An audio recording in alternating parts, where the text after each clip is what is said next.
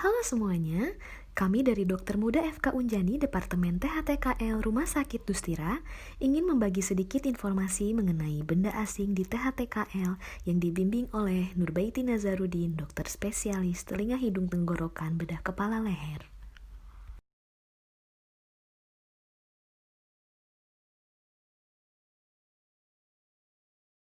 Benda asing adalah benda yang berasal dari luar tubuh atau dari dalam tubuh yang dalam keadaan normal tidak ada. Benda asing di bidang THT dapat mencakup benda asing yang terdapat di telinga, hidung, tenggorokan, kerongkongan, dan saluran pernapasan. Terdapat dua macam benda asing. Satu, benda asing endogen yaitu berasal dari dalam tubuh kita sendiri. Dapat berupa sekret yang kental, darah, nanah, dan cairan amnion atau cairan ketuban yang mengandung mekonium atau feses janin yang biasanya tertelan atau terhirup pada janin. Dua, benda asing eksogen, yaitu berasal dari luar tubuh.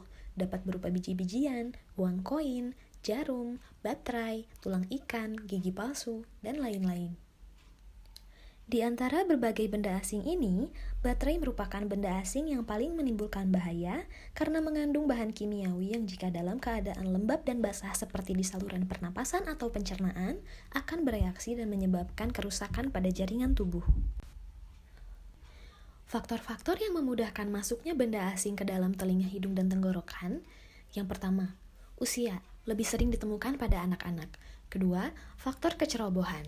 Ketiga, adanya tindakan medis. Keempat, kegagalan mekanisme proteksi, misalnya pada orang-orang dengan penurunan kesadaran akan menyebabkan refleks batuk yang berfungsi mengeluarkan benda asing di saluran nafasnya menurun. Kelima, pada orang-orang dengan gangguan kejiwaan. Dan yang terakhir, pada orang-orang dengan gangguan saraf. Benda asing yang dapat ditemukan di telinga antara lain seperti kapas dari cotton bud yang tertinggal, serangga seperti semut dan kecoa, biji-bijian, baterai, dan manik-manik. Benda asing yang dapat ditemukan di hidung ada benda asing organik seperti lintah, larva lalat, dan biji-bijian, serta benda asing anorganik dapat berupa manik-manik, baterai, busa, dan penghapus. Benda asing yang dapat ditemukan di tenggorokan antara lain tulang ikan, lidi biting, dan hekter yang biasanya digunakan untuk membungkus makanan. Asing yang sering ditemukan di kerongkongan antara lain tulang ikan, uang koin, bakso, dan daging. Benda asing di telinga. Tanda dan gejala adanya benda asing di telinga yaitu nyeri telinga, keluar cairan, telinga terasa penuh, lalu jika benda asingnya serangga akan terasa seperti ada yang bergerak di dalam telinga. Apa bahayanya benda asing di telinga? 1. Bisa terjadi laserasi atau luka pada liang telinga. 2. Perforasi membran timpani. 3. Radang telinga seperti otitis eksterna atau otitis media. 4. Gangguan pendengaran. Penanganan benda asing di telinga yaitu dengan dilakukan ekstraksi. Caranya, dengan memasukkan kuret atau pengait atau cunam ke dalam telinga, lalu menarik benda asing tersebut sampai keluar. Jika benda asingnya adalah serangga, serangga harus dimatikan terlebih dahulu dengan memasukkan tampon basah ke liang telinga, lalu diteteskan obat bius lokal selama 10 menit, kemudian diirigasi dengan air bersih atau diambil dengan menggunakan pinset. Benda asing di hidung.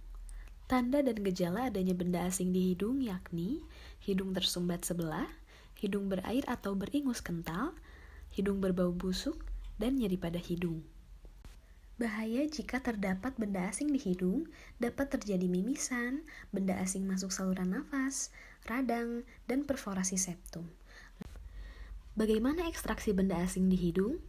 Dengan menggunakan spekulum hidung, dokter akan mengidentifikasi benda asing dan melakukan ekstraksi secara hati-hati. Jika permukaan benda bulat seperti manik-manik, ekstraksi dilakukan dengan pengait tumpul, lalu menarik keluar benda asing tersebut. Jika benda lunak seperti cotton bud, ekstraksi dilakukan dengan forceps. Pada bayi atau anak yang tidak kooperatif mungkin memerlukan bius total sebelum mengeluarkan benda asing. Di tenggorokan. Tanda dan gejala adanya benda asing di tenggorokan yakni sulit menelan, nyeri menelan, dan rasa mengganjal di tenggorokan. Benda asing di kerongkongan. Tanda dan gejala adanya benda asing di kerongkongan yakni riwayat tertelan benda asing, rasa tidak nyaman atau nyeri di tenggorokan, sulit atau nyeri menelan. Lalu, apa bahayanya? Bisa terjadi perdarahan, gangguan yang terjadi pada sambungan antara kerongkongan dan tenggorokan, peradangan di kerongkongan, dan penyempitan kerongkongan. Penanganan benda asing di kerongkongan yaitu dilakukan pengambilan benda asing oleh dokter spesialis THT menggunakan alat esofagoskopi rigid. Benda asing di saluran napas. Tanda dan gejala jika benda asing masuk ke saluran napas yakni batuk terus-menerus, suara serak, sesak napas, gelisah, dan wajah pucat sampai kebiruan. Tahukah Anda bahayanya jika benda asing berada di saluran napas? Bahaya benda asing di saluran napas dapat mengakibatkan kondisi kadar oksigen di dalam tubuh berkurang, terjadinya kerusakan kantong udara dalam paru-paru, kondisi di mana paru-paru tidak dapat mengembang dengan sempurna, kumpulan nanah di dalam jaringan paru-paru, peradangan paru, dan pembentukan jaringan parut di paru-paru. Lalu, bagaimana penanganan benda asing di saluran napas? Yang harus dilakukan adalah lakukan penanganan awal. Dan jika Anda ragu dan penanganan awal tidak berhasil, maka segeralah ke fasilitas kesehatan terdekat. Yang tidak boleh dilakukan, jangan mencoba mengeluarkan benda asing menggunakan jari tangan atau benda lain, karena akan meningkatkan risiko infeksi dan benda asing masuk lebih dalam. Penanganan awal yang dapat dilakukan yaitu back blow dengan cara menepuk-nepuk punggung bagian atas korban sebanyak 5 kali sampai benda asing tersebut keluar atau korbannya terbatuk. Penanganan awal lainnya dapat dilakukan manuver Heimlich dengan cara tanpa atau dengan bantuan. Cara manuver Heimlich tanpa bantuan. Korban mengepalkan tangannya lalu menempatkannya di atas pusar. Pegang tangan yang mengepal dengan satu tangan yang bebas. Tempatkan tangan tersebut di atas pusar dan bertumpu pada kursi untuk membantu menekan tubuh korban ke arah dalam dan atas.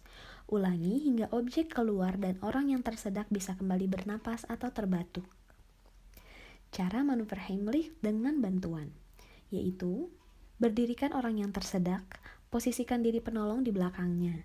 Satu kaki sebaliknya sedikit lebih maju untuk menambah keseimbangan.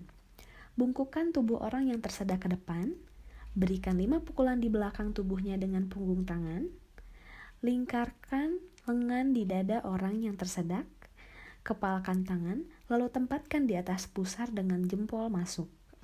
Pegang tangan yang mengepal dengan satu tangan yang bebas, tekan tubuh orang yang tersedak ke arah dalam dan atas. Ulangi hingga objek keluar dan orang yang tersedak bisa kembali bernapas atau terbatuk.